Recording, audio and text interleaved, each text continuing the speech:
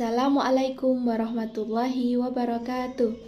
Perkenalkan, nama saya Dina Ainul Hasna, NIM 18000005043, Prodi Pendidikan Guru Sekolah Dasar Universitas Ahmad Dahlan Yogyakarta.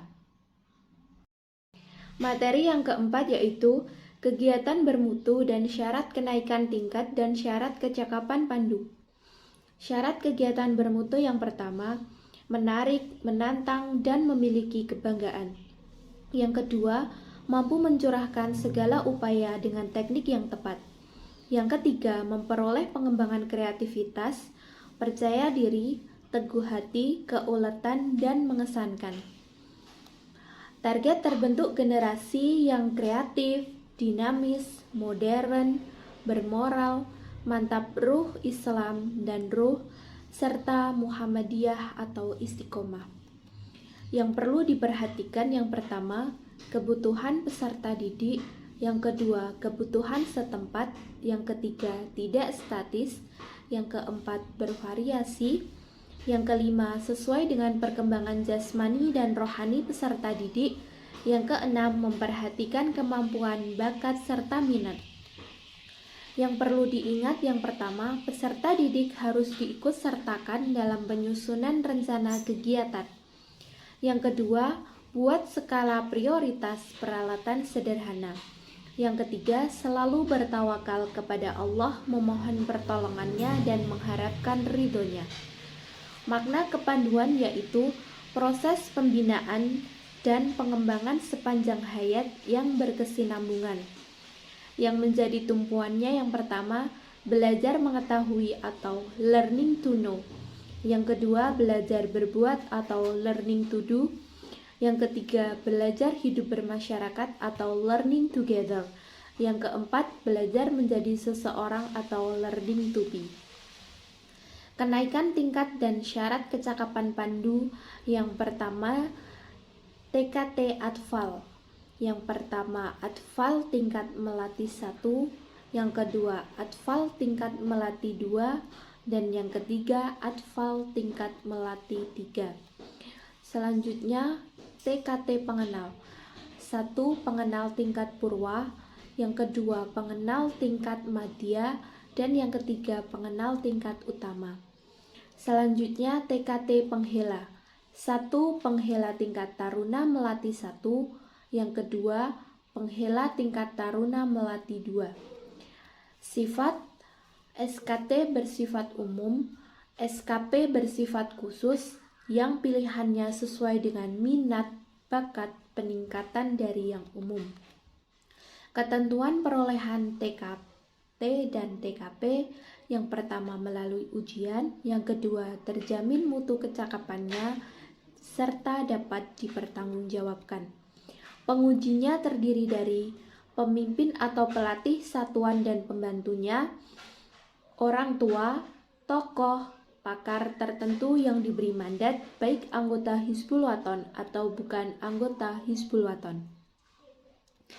Selanjutnya, cara menguji. Yang pertama, pada dasarnya ujian dilakukan secara perorangan. Mata ujian sesuai dengan keinginan peserta didik. Yang ketiga, waktu sesuai kesepakatan, sedapat-dapatnya dalam bentuk praktik yang praktis. Ada ujian yang tidak diketahui oleh yang diuji. Usaha, ketekunan, atau keuletan diutamakan. Syarat kenaikan tingkat atau SKT. Syarat minimal yang harus dimiliki oleh peserta didik untuk mendapatkan tanda kenaikan tingkat dengan melalui ujian sistem kepanduan. Syarat kecakapan pandu atau SKP. Syarat minimal yang harus dimiliki peserta didik untuk mendapatkan tanda kecakapan pandu atau TKP dengan melalui ujian dengan sistem kepanduan. Syarat-syarat kenaikan tingkat atau SKT dan TKT. Yang pertama, SKT sebagai alat pendidikan merupakan rangsangan dan dorongan dalam memperoleh kecakapan yang berguna untuk pemenuhan persyaratan sebagai anggota kepanduan HW. Yang kedua, salah satu tuntutan bukti nurani manusia adalah keinginan untuk dihargai hasil usaha dan karyanya. Selanjutnya, SKT disusun menurut pembagian kelompok usia, yaitu atfal, pengenal, dan penghela. Yang selanjutnya, SKT atfal terdiri dari tingkatan atfal tingkat 1, atfal tingkat 2, dan atfal tingkat 3.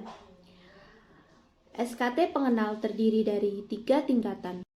Syarat kecakapan pandu atau SKP dan TKP. Yang pertama, SKP berupa kecakapan, keterampilan, kepandaian, ketangkasan, dan kemampuan umum yang ditentukan dalam SKT.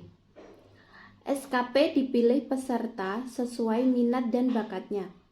TKP sebagai alat pendidikan merupakan dorongan bagi peserta didik untuk memperoleh keterampilan dan kecakapan yang berguna. TKP dapat dimiliki setelah menyesuaikan ujian-ujian SKP terkait. TKP yang dimiliki peserta didik harus terjamin bahwa kecakapan yang dimilikinya dapat dipertanggungjawabkan. Terima kasih telah menyaksikan video ini.